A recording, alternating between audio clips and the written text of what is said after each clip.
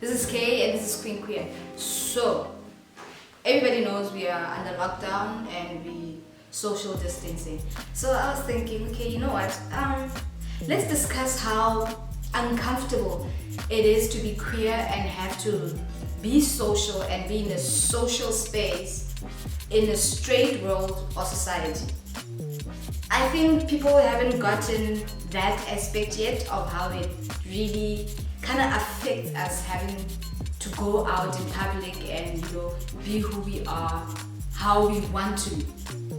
And since I can't have guests in studio, I had to come up with a plan.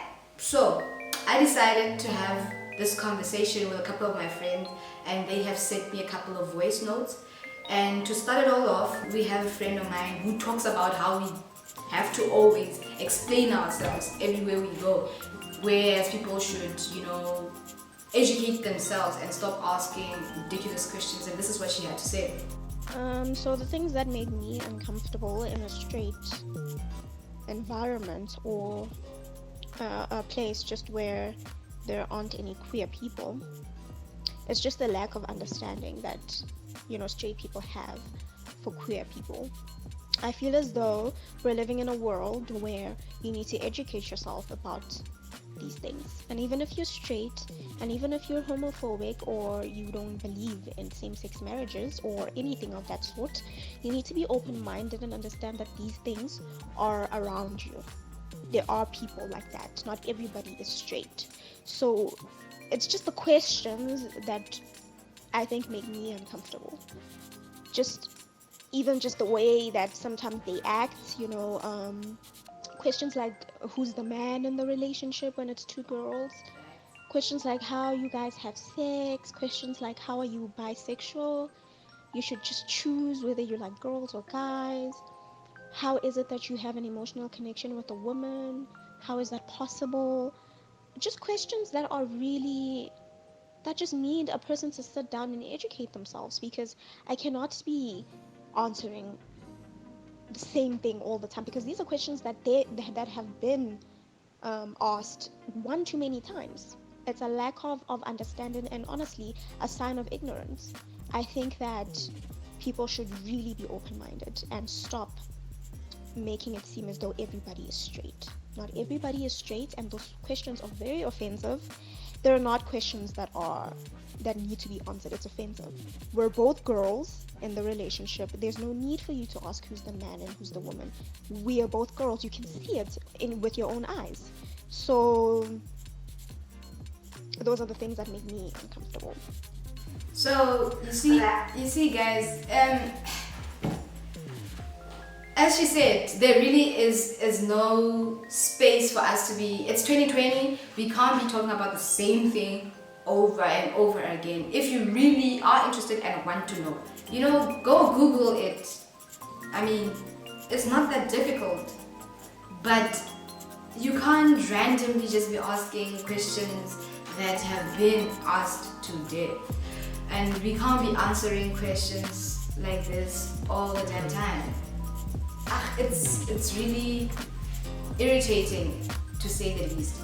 And then you get aspects like church, where now we have been told, Jesus is love, God loves everybody, you're accepted how you are. But then you get to church, and then it's a complete different story. As if being gay is the biggest sin out there. There's adulterers, there's murderers, there's all other sins that we could be focusing on. But some churches decide, okay, we are here. We are not moving.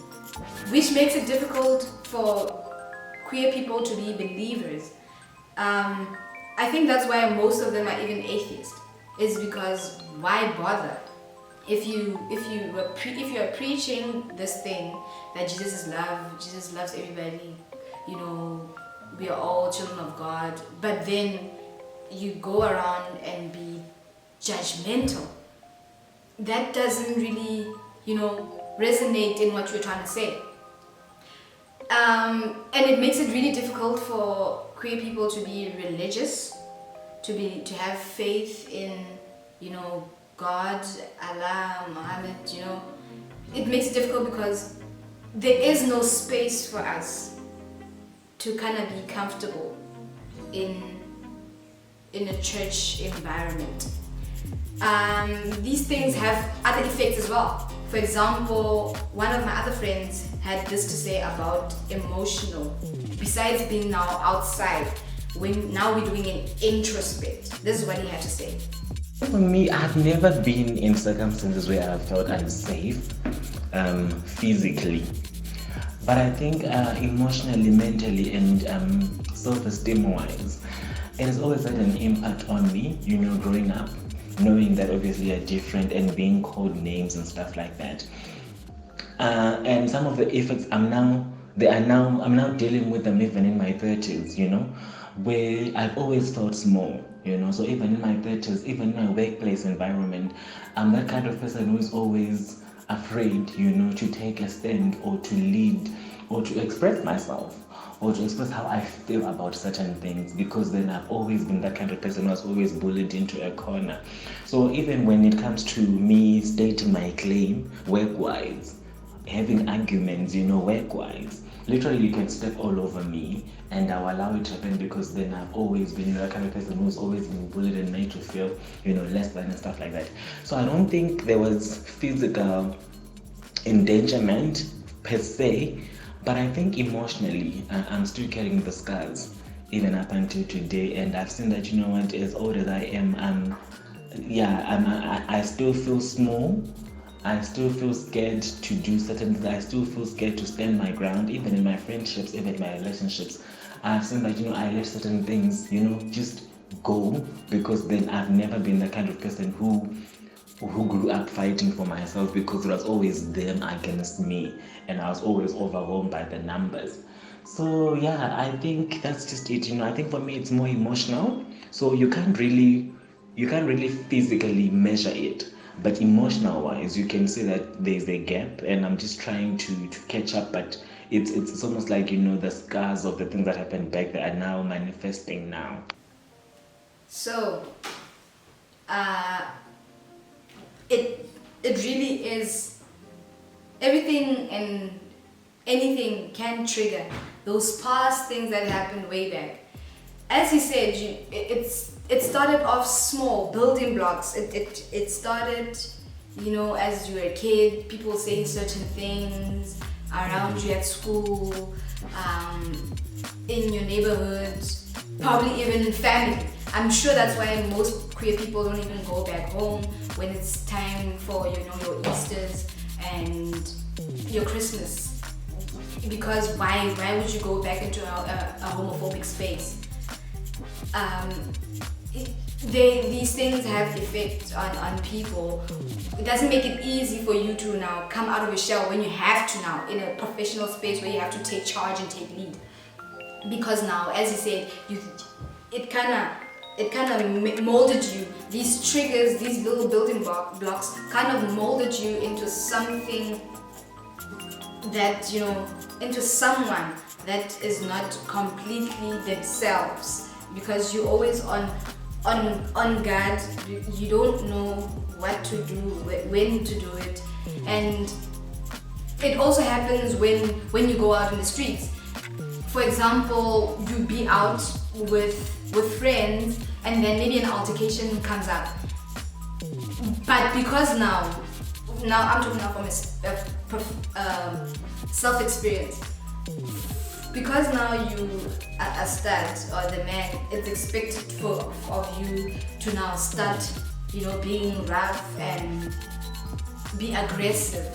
Whereas generally just like, no, why would I do that? And people provoke you also, especially straight men. When they see you as a stud, they will provoke you. They will do unnecessary things just to press your buttons and get you to fight. I don't know why they do this. Are you intimidated, or is it you are not comfortable with who I am, what I am here for? But we are in a social space, so mind your business, I mind mine. If you wanna join me, let's have a good time, sibe moja, sibe alright, let's do it. We can do that. But now don't come here and wanna start a fight because of whatever damn reason it is in your head that makes it seem alright that okay, I have the better. I'm the man here. We know you're the man, relax, it's not that deep. And then social spaces are just kind of uncomfortable. Especially when people just start drinking and it's a vibe. Oh my god, that's where we have problems. And then a friend of mine had this to say about being in social spaces around straight men. Okay, I have 4 things to throw in. The fact that men can't understand that they are not a part of the equation and that they get offended by that because men have been the center of everything for so many years and they can't understand that another woman can be the center of my world, I guess. Also, people making comments of how I am too beautiful or too nice and other stuff like that to be gay. And being a femme, we are sidelined a lot and not really taken serious as part of the LGBT plus world by straight people. Also people trying to mold my sexuality or what they call my type. Sometimes people don't feel comfortable if I'm not with a masculine lesbian because I'm a femme, or with a man. I'm into all types of women, femme, stud, stem, all types of women, transgender women, and people feel like they need to put me in this bubble to only date masculine people. And also, when I do date a masculine person, I am seen as confused because I am dating someone who is trying to be a man, as people say. So why can't I just date an actual, real man, as they say? You see? There we go. That's the other thing, the other problem. Hi, guys. I don't know about y'all, but I am really tired of having to explain myself, who I'm dating and why I'm dating this person. And then those questions like, can I be in the threesome? If you really lesbian, kiss your girl in front of us. Nigga, please. I ain't tryna be recorded and be your sexual fantasy out here.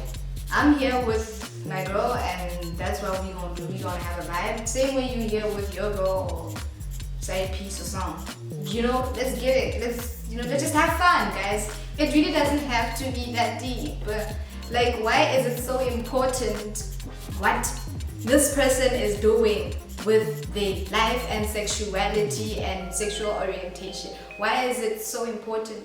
People are people beyond these aspects.